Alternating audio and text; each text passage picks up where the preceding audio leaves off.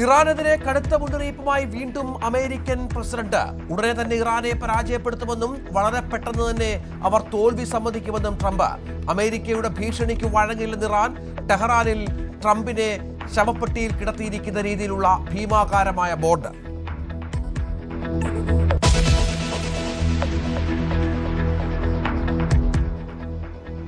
ഇറാന്റെ ആക്രമണത്തിൽ ഗൾഫിൽ വ്യാപക നാശനഷ്ടം.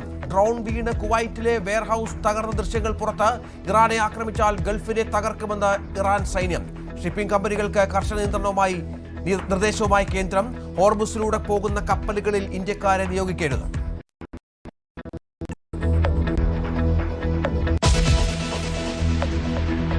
ഇസ്രായേലിന്റെ ഇറാൻ ആക്രമണത്തിന് പിന്നിൽ നരേന്ദ്രമോദി എന്ന ആരോപണവുമായി പാകിസ്ഥാൻ പീപ്പിൾസ് പാർട്ടി നേതാവ്. യുദ്ധത്തിന് മുൻപ് മോദി ഇസ്രായേൽ സന്ദർശിച്ചിരുന്നുവെന്ന് ബിലാവൽ ഭൂട്ടോ. അഫ്ഗാനിസ്ഥാൻ വഴി പാകിസ്ഥാനിലേക്ക് ഇന്ത്യ ഭീകരരെ കയറ്റുന്നുവെന്നും ആരോപണം. പിഒകെയിൽ പ്രക്ഷോഭം ശക്തം.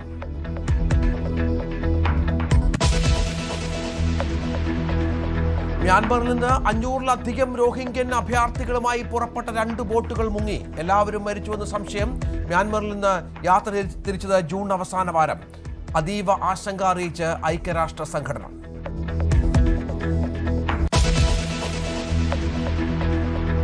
വ്യാജരേഖ ചമച്ചുള്ള അവയവ കച്ചവടത്തിൽ നിർണായക തെളിവുകൾ പുറത്ത്. മുഖ്യപ്രതി നജീബിന്റെ നേതൃത്വത്തിലുള്ള കല്ലട്ര മെഡിക്കൽ ടൂറിസം കമ്പനിയുടെ കരാർ രേഖ തെളിവ്. അവയവ ശസ്ത്രക്രിയയ്ക്ക് കമ്മീഷൻ നൽകുന്നതിലെ കരാർ കൊച്ചിയിലെ സ്വകാര്യ ആശുപത്രിയുമായി. ഒരു രോഗിക്ക് 50,000 മുതൽ 1 ലക്ഷം വരെ നൽകാമെന്ന് വാഗ്ദാനം.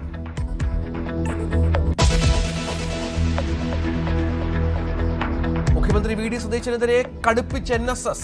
സെക്രട്ടേറിയറ്റിലേക്കുള്ള പ്രതിഷേധ മാർച്ച് തിരുവനന്തപുരത്ത്.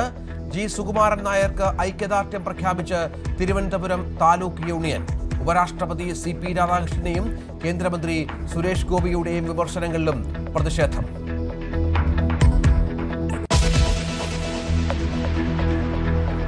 CPM-ന് CPI-യുടെ മുന്നറിയിപ്പ്. പ്രതിപക്ഷ ഉപനേതൃ പദവി അവകാശവാദത്തിൽ പിന്നോട്ടില്ല. പദവിക്കായുള്ള ആവശ്യം അടഞ്ഞ അധ്യായമല്ലെന്ന് ബിനോയ് വിശ്വം.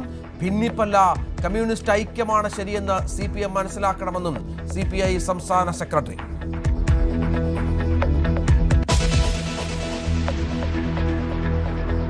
സർക്കാർ അഭിഭാഷക നിയമന വിവാദത്തിൽ മുഖ്യമന്ത്രിയും KSUവും 2 തട്ടിൽ. KSU പ്രസിഡന്റ് അലോഷ്യസ് സേവിയറിന് സന്ദർശനം നൽകിയില്ല.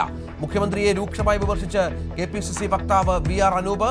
ഹിന്ദു ഐക്യവേദി നേതാക്കൾക്കുള്ള പരിഗണനയെങ്കിലും KSUക്കാർക്കും PM നിയാസിനും നൽകാമായിരുന്നുവെന്ന് പ്രതികരണം.